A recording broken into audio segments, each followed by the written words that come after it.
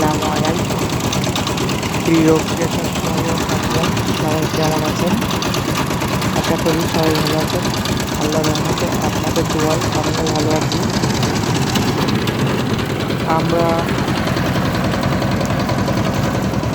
আউশ ধানের জমিতে পানি ঢেলছি চাষ করার জন্য। জমিতে ভাত লাগাইছি, পানি দিচ্ছি। কেমন পানি উঠছে দেখা যাচ্ছে, মোটরে পর্যাপ্ত পরিমাণ পানি উঠছে।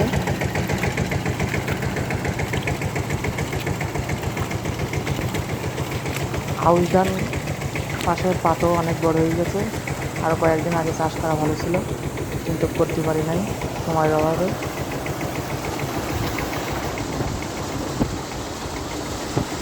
প্রচুর পানি উঠছে।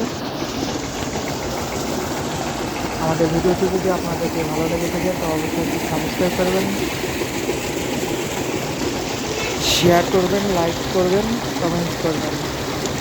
আমাদের ভিডিওটি শেষ পর্যন্ত দেখার জন্য আপনাদেরকে